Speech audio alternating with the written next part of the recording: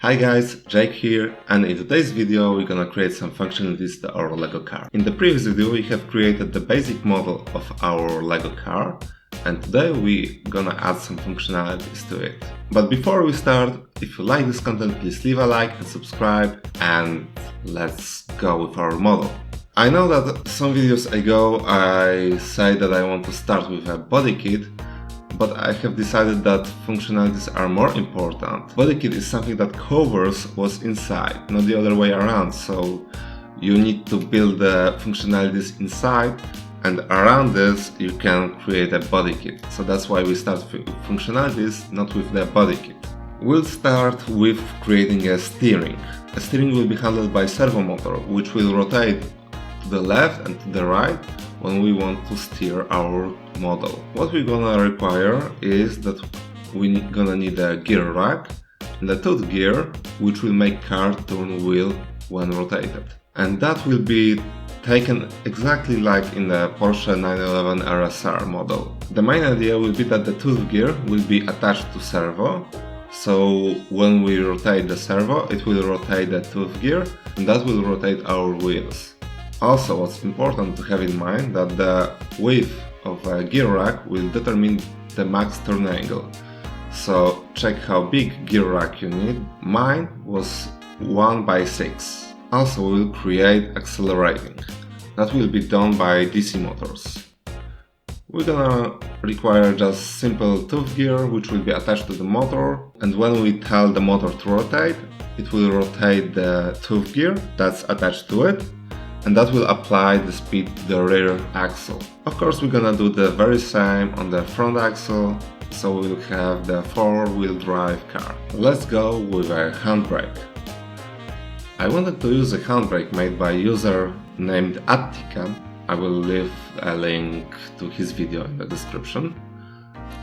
But I have gone into an issue that the plates seem to be printed, as I couldn't find the correct Lego brick.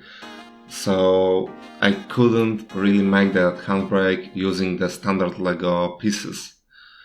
Maybe hopefully in the future I will find the other way to do it, but for now it looks like I couldn't develop a handbrake to this Lego model. In the meantime, I also rotated the rear and front axles by a small angle, which they will rotate anyway when I will build model in real life to make the look real. I also created a custom linker joint that was rotated by a few degrees using Part Designer, and that's a good tool if you want to, for example, like in my case, rotate a joint piece that you can do in a Lego Studio, but you can do that in a Lego Part Designer. I was ready to wrap up this video here, but I have saw that the steering is not fitting for the lower axle setting and doesn't fit for the wheels. That's because linker has its maximum angle by which we can rotate it before it touches rims, but we already exceeded that angle, so we need to redesign our steering. The solution was simple: we need a larger rack. That will also give us a larger steering angle. Sadly, that makes our linkers too long for that rack.